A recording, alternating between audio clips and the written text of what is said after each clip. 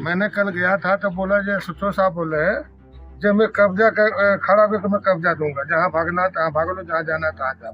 गोरखपुर जिले के बड़हलगंज थाना क्षेत्र में रहने वाली दलित और विधवा महिला आशा देवी के साथ एक गंभीर अन्याय हो रहा है। आशा देवी, जिसके पति लक्ष्मी का निधन हो चुका है, कई पीढ़ियों से अपने पुश्तैनी घर और जमीन पर जीवन यापन कर रही है। उसकी जमीन अराजी संख्या 349, रकबा 32 हेक्टेयर यानी लगभग 8 डिसमिल पर उसका पक्का मकान और 2 लिंटरदार कमरे बने हैं। यही जमीन उसकी रिहाइश की जगह है, जहां वे वर्षों से शांतिपूर्वक रह रही थी। लेकिन अब कुछ भूमाफिया, जिनके नाम राजेश जायसवाल पुत्र बैजनाथ निवासी कल्याणपुर और विवेक कुमार पांडे पुत्र स्वर्गीय विजेंद्र पांडे निवासी सिधुआपार थाना बड़हलगंज ने इस भूमि पर कब्जा करने की कोशिश शुरू कर दी है।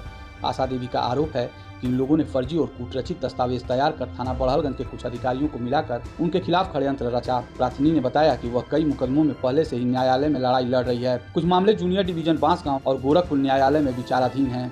इसके बावजूद पुलिस उनकी बात सुनने को तैयार नहीं है। मैं आशा देवी का अधिवक्ता हूँ और आशा देवी की जमीन पर अवैध जो है फर्जी तौर पर बैनामा लेकर के कब्जा करने का प्रयास किया जा रहा है। यह विधवा गरीब महिला है जिसका नाजायज लाभ उठा करके लोग और पुलिस के सहयोग से कब्जा करना चाहते हैं। पूरा मामला क्या? मामला यह है कि यह इनका नंबर वो आबादी है, आबादी में इनका मकान है, 2 कमरे जात है, उस कमरे में रहती है, निवास करती है। इनके जमीन पर जो है गलत ढंग से जो है सोनमती उषा ने बैनामा लिया, उसका मनसूखी का हमने मुकदमा किया, कोर्ट में मुकदमा चल रहा है।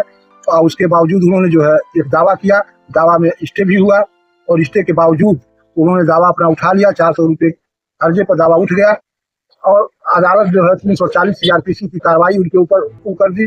उन्होंने अपने बैनामे में लिखा है कि कोई जो है मुकदमा किसी न्यायालय में विचाराधीन नहीं है, जो कि मुकदमा न्यायालय में विचाराधीन है। स्टे भी है, इस पर स्टे भी है। आशा देवी कहती हैं कि थाना प्रभारी न तो उनके कागजात को देख रहे हैं, न ही उनकी शिकायत दर्ज करने को तैयार हैं। इसके बजाय भूमाफियाओं को खुली छूट दे दी गई है, वे जमीन पर कब्जे कर सकें। उन्होंने अपने पत्र में लिखा कि अगर इन लोगों ने जबरन कब्जा किया तो वहां गंभीर अपराध घटित हो सकती है, क्योंकि यह मामला अब टकराव की स्थिति में पहुंच गया है। आशा देवी ने जिलाधिकारी गोरखपुर से विनम्र निवेदन किया है कि वह स्वयं या अपने प्रतिनिधि को मौके पर भेजकर पूरे प्रकरण की निष्पक्ष जाँच करवाएं और थाना बड़हलगंज को निर्देश दें कि किसी भी अवैध कब्जे को रोका जाए। उन्होंने कहा कि वह एक गरीब, दलित और विधवा महिला हैं और अगर उनकी जमीन छीन गई तो उनका पूरा जीवन उजड़ जाएगा।